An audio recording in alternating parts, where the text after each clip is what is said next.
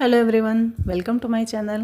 Friends, તમારામાંથી અગર કોઈ પણ વસ્તુ સેલ કરતા હોય, કોઈ પણ ખાવાની વસ્તુ, તો એનો ભાવ કેવી રીતે નીકળે, એની કિંમત કેવી રીતે તમે કાઢો, એ કેવી રીતે એની રીત છે એ આજે હું તમને બતાવું. આ જે રીત છે એ એકદમ એક્યુરેટ અને પ્રોપર છે, એકદમ સટીક છે. જે રીત મેં તમને બતાવી છે તે તમે છેક સુધી જોજો તો તમને ખ્યાલ આવશે. ફ્રેન્ડ્સ, મેં આના પહેલાં જે ફરાળી કૂકીઝ બનાવ્યા હતા એ મેં આવી રીતે ડબ્બામાં પેક કર્યા છે અને હું આવી રીતે જ એને સેલ કરું છું. અને આ 200 ગ્રામનું એક ડબ્બું છે અને આ જે ડબ્બું છે એ એક ડબ્બું 6 રૂપિયાનું આવે છે. ડિસ્પોઝેબલ આને કહેવાય છે, ડિસ્પોઝેબલ બોક્સ, જેમાં તમે આવી રીતે કોઈ પણ બેકરી આઇટમ સેલ કરી શકો કે પછી તમે ફરસાણ પણ સેલ કરી શકો. તો ચાલો, મારી આશુ બેકરીમાં આપનું સ્વાગત છે. તો આપણે શરૂઆત કરીએ કે કેવી રીતે મેઝરમેન્ટ જે હોય છે આપણું, એનો ભાવ કેવી રીતે કાઢવો. તો મેં અહીંયા શિંગદાણાનો ભૂકો લીધો હતો, કોપરાનું છીણ લીધું હતું, જે એ બંને થઈને 100% હતું, એટલે 70% શિંગદાણાનો ભૂકો છે ને 30% કોપરાનું છીણ. એવી જ રીતે મેં બધું જ પર્સન્ટેજ વાઇઝ પણ લખ્યું છે, તો આસાની રહેશે તમને પણ. આજે હું જે ફરાળી કૂકીઝનું બતાવું છું એવી જ રીતે તમે જે કોઈ પણ રેસીપી બનાવતા હોય એમાં જે સામગ્રી વાપરતા હોય એને પણ તમારે આવી જ રીતે મેઝરમેન્ટ કરી અને તમે કેલ્ક્યુલેશન કરશો તો તમારો આન્સર પરફેક્ટ આવશે અને તમને એક પ્રોપર પ્રાઇઝ મળશે કે તમારે કેટલામાં આ વેચી શકાય. હું અહીંયા આગળ ફટાફટ ઇન્ગ્રેડિયન્ટ્સના જે માપ છે એ લખી દઉં. 70 ગ્રામ શિંગદાણાનો ભૂકો, 30 ગ્રામ કોપરાનું છીણ છે, 30 ગ્રામ મેં લીધું હતું ઘી, 50 ગ્રામ હતી ખાંડ, 2 ગ્રામ હતું એલચી પાવડર અને દૂધ હતું 10 ml. હવે અહીંયા બાજુના બોક્સમાં જે ભાવ છે એ હું અહીંયા 1 કિલોનો ભાવ લખું છું. શિંગદાણા મને 160 રૂપિયાના કિલો મળ્યા હતા અને કોપરાનું છીણ છે એ મને 400 રૂપિયા પર કિલો મળ્યું હતું.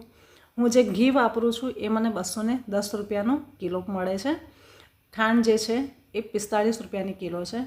એલચી જાયફળનો ભૂકો જે 2 ગ્રામ છે એ મેં અંદાજે 5 રૂપિયા લખ્યા છે. અને દૂધ અમૂલ લીટરની જે ગોલ્ડની 1 લીટરનું પાઉચ આવે છે એ 67 રૂપિયાનું અત્યારે આવે છે, એટલે 10 ગ્રામ મેં લીધું હતું એ. હવે આનું એક કેલ્ક્યુલેશન બહુ જ ઇઝી છે, મેં નીચે લખ્યું છે વજન ગુણ્યા ભાવ ભાગ્યા 1000. એટલે આપણે અહીંયા 70 ગ્રામ ગુણ્યા 160, કેમ કે 70 ગ્રામ છે એ 70 ગ્રામ આપણે કૂકીઝમાં એટલું જ વાપર્યું છે, જ્યારે આપણે ભાવ જે લખ્યો છે એ 1 કિલોનો છે, એટલે એ 1000 ગ્રામ છે. એટલે આપણે 70 ગ્રામ ગુણ્યા 160 ભાગ્યા 1000 તમે કરશો તો 11.2 મારો આન્સર આવ્યો છે. તમને જે આમાં પ્રાઇસ ઉપર નીચે થઈ શકે, મારા ત્યાં આગળ મને 160ના કિલો શિંગદાણા મળ્યા છે. આપના ત્યાં કદાચ વધારે પણ હોય, કદાચ ઓછા પણ હોય, તે પ્રમાણે પ્રાઇસ લિસ્ટમાં થોડી અપડાઉન થતું રહેતું હોય છે. આપણે એવી જ રીતે બધી જ સામગ્રીના આવી રીતે પહેલાં ભાવ કાઢી લઈએ. હું ફટાફટ પહેલાં ભાવ કાઢી લઉં. ઘી મેં લીધું હતું 30 ગ્રામ, તો 30 ગુણ્યા 210 ભાગ્યા 1000 તો 6.3 આવ્યું. ફ્રેન્ડ્સ, આમાં પોઈન્ટ પર જે હોય છે, જે પણ રકમ પોઈન્ટ પર આવે એ પરફેક્ટ લખવાની, કેમ કે અહીંયા 25 પૈસા, 20 પૈસા, 18 પૈસા, 22 પૈસા પણ બહુ જ અગત્યના હોય છે. કેમ કે એક જગ્યાએ તમે 2 પૈસા કે 4 પૈસા તમે એક્સ્ટ્રા એડ કરો છો તો એ આગળ જતાં એક જ બોક્સ પર તમને 2 થી 3 રૂપિયાનો ડિફરન્સ આવી જશે. જો તમે એકલા જાતે બનાવો છો અને જાતે સેલ કરો છો તો બેસ્ટ છે, એમાં કોઈ જ વાંધો નથી. હવે મારું આ કેલ્ક્યુલેશન પરફેક્ટ થઈ ગયું છે, એટલે જેટલી પણ સામગ્રીની મારી જે કિંમત આવી છે એ બધીને હું અત્યારે પ્લસ કરું છું. 11.2 પ્લસ 12 પ્લસ 6.3, તો અહીંયા મારો ટોટલ આન્સર આવ્યો છે 37.42. હવે આ 37.42 જે ભાવ આવ્યો છે એ ખાલી ને ખાલી 100 ગ્રામ કૂકીઝ જે આપણે શિંગદાણા અને કોપરાનું છીણ લીધું હતું, એટલે 100 ગ્રામના માપથી આપણે જે કૂકીઝ બનાવ્યા એનો આટલો અત્યારે આપણને ભાવ મળ્યો છે કે આટલા રો મટીરિયલમાં આટલા રૂપિયાનો ખર્ચ થયો છે. હવે આપણે રો મટીરિયલ જે વાપર્યું છે 70 ગ્રામ, 30 ગ્રામ, એનું એકવાર આપણે વજન જે છે એને પણ એકવાર કેલ્ક્યુલેટ કરી લઈએ પ્લસ કરીને. તો એ આપણે જોઈએ 70 plus 30 plus 30 plus 50 plus 2 plus 10 તો 192. એટલે આપણો જે લોટ બાંધ્યો હતો, જે કૂકીઝનો ડો રેડી થયો હતો એ 192 ગ્રામ થયો છે. હવે જ્યારે ઉત્પાદન, હંમેશા તમે કોઈ પણ વસ્તુ સ્ટીમથી જ્યારે કંઈ બનાવો છો તો એનું વજન વધે, પણ જ્યારે તમે બેકરીમાં કોઈ પણ વસ્તુ બેક કરો છો તો એમાં કુલિંગ અને બેકિંગ લોસ હોય. એટલે 192 ગ્રામ જ્યારે આપણે ડો બાંધ્યો હતો તેમાંથી 160 ગ્રામ જ કૂકીઝ બને છે. તો હવે આપણે શરૂઆત કરીએ આપણા કેલ્ક્યુલેશનની. તો સૌથી પહેલાં આપણા કાચા પદાર્થની કિંમત જોઈએ અને સાથે છે ઓવરહેડ. ઓવરહેડ એટલે કે તમે એકલા કામ કરો છો કે તમારી પાસે બીજા કોઈ હેલ્પર છે, તો એ લોકોને પણ તમારે રૂપિયા આપવા પડશે, એટલે તમારે ભાવ પણ એ પ્રમાણે જ કાઢવો પડશે.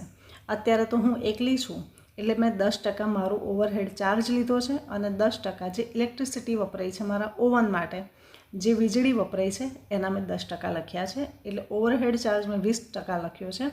એટલે 100 રૂપિયાએ 20% હોય તો જે 37.42 જે મારી જે કિંમત પ્રોપર આવી છે, તો એને 100% એ કેટલા થાય?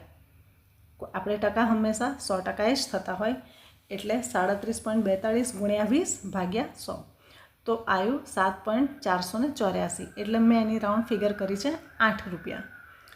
એટલે તમે જુઓ તો જે આપણી આ પ્રોપર કિંમત આવી હતી 37.42 પ્લસ એમાં ઓવરહેડ ચાર્જ, કારણ કે જો કદાચ તમારી પાસે કોઈ માણસ કામ કરે છે તો એને પણ સેલરી આપવી પડશે.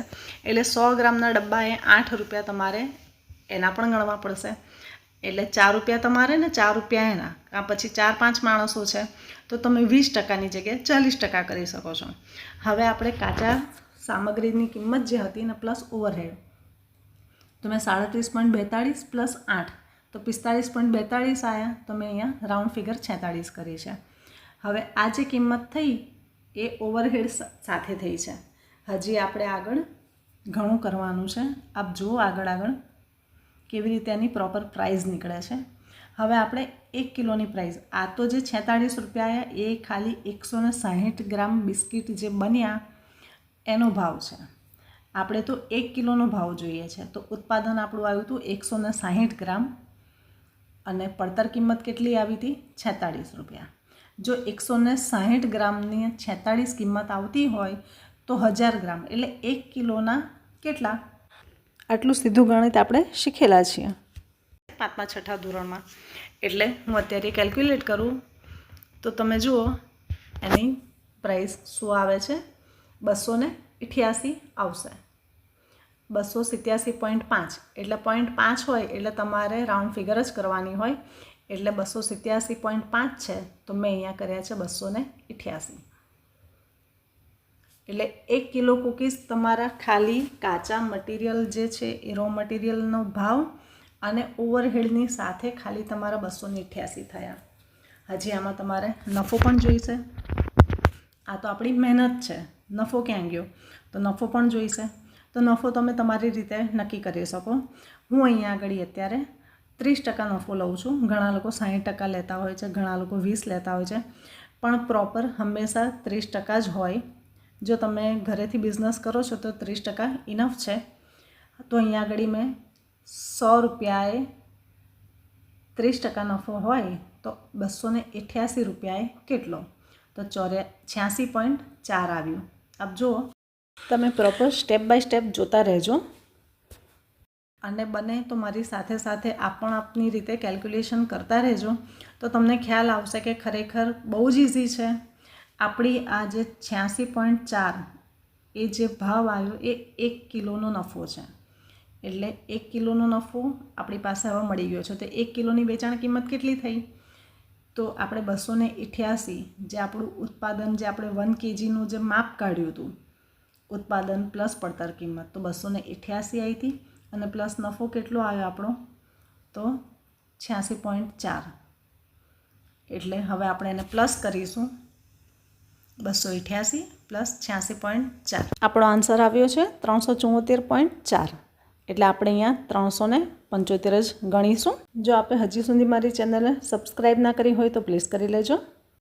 રાઉન્ડ ફિગર થઈ ગઈ 375 રૂપિયા 1 કિલોની પ્રાઇસ. હવે તમે આ માપથી જો 1 કિલોના કૂકીઝ બનાવો છો એટલે આ જે મેં માપ તમને બતાવ્યું છે એને ગુણ્યા 10 કરી દેવાના. મેં અહીંયા 70 ગ્રામ લીધું છે તો તમારે 700 ગ્રામ લેવાનું, 30 ગ્રામ છે તો 300 ગ્રામ લેવાનું.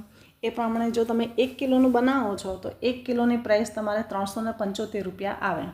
હવે તમે એની સાથે 1 કિલોનું વેચો તો ઠીક છે, પણ જો મારી જેમ 200-200 ગ્રામના તમે બનાવો છો તો મેં અહીંયા 375 ભાગ્યા 5 કર્યા તો 75 રૂપિયા આવ્યા. એટલે એક ડબ્બો 75 રૂપિયાનો થયો. હવે વત્તા એમાં આપણે ઉમેરીશું જે આપણું પેકેજિંગનો જે ડબ્બો હતો, ડિસ્પોઝેબલ ડબ્બો, એ 6 રૂપિયા પણ ગણવા પડશે. પ્લસ એની ઉપર તમે સ્ટીકર લગાવશો તો મિનિમમ 2 રૂપિયા તો સ્ટીકરના થઈ જ જતા હોય છે. એટલે તમારે 75 પ્લસ 6 રૂપિયા પેકેજિંગ મટીરિયલ ડબ્બાના પ્લસ 2 રૂપિયા તમારે સ્ટીકરના એ પણ અંદર એડ કરવા પડશે. હવે આ બધાનું આપણે ટોટલ કરીએ તો આયા 83 રૂપિયા. એટલે એક ડબ્બો 200 ગ્રામનો એક ડબ્બો તમે સ્ટીકર સાથે 83 રૂપિયામાં વેચી શકો. પણ તમને લાગતું હશે કે આ ભાવ વધારે છે. ખરેખર આ ભાવ વધારે છે. જ્યારે તમે ઘરે બનાવો છો અને ઓછી ક્વોન્ટિટીમાં બનાવો છો તો ભાવ વધારે હશે. પણ જ્યારે તમે બલ્કમાં બનાવો છો તો તમે જ્યારે હોલસેલના ભાવે વસ્તુ ખરીદશો ને તો તમને આ જે રો મટીરિયલ છે એ પણ સસ્તું પડશે. અને તમે બલ્કમાં બનાવો છો એટલે તમે અડધા કલાક એક વખત ઓવન ચલાવો કે 4 વખત ચલાવો કોઈ ફેર નહીં પડે, કેમ કે સામે એટલું બલ્કમાં પણ બને છે. એટલે તમને એમાં ઇઝી રહેશે. જો સિંગલ તમે બનાવો છો, ઘર માટે બનાવો છો તો કોઈ પ્રોબ્લેમ જ નથી.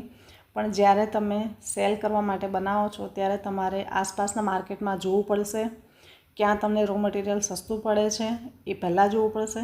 અને આટલા 5 મુદ્દા જે છે મેઇન એ તમે એકવાર બરાબર સમજી લેશો તો હું ગેરંટી આપું છું કે તમને આના પછીની કોઈ પણ રેસિપીનું તમે ભાવ કાઢવાનો હશે ને તો તમે આરામથી કાઢી લેશો. તમને ખ્યાલ ના આવ્યો હોય તો વિડીયો 2 થી 3 વાર જોજો. અને તેમ છતાંય ખ્યાલ ના આવે તો મને કમેન્ટમાં જરૂર જણાવજો. અને તમે હજી મારી ચેનલને સબસ્ક્રાઈબ ના કરી હોય તો પ્લીઝ કરી લેજો. ચાલો મળીએ ફરી આવી કોઈ નવી માહિતી સાથે. ત્યાં સુધી બાય બાય.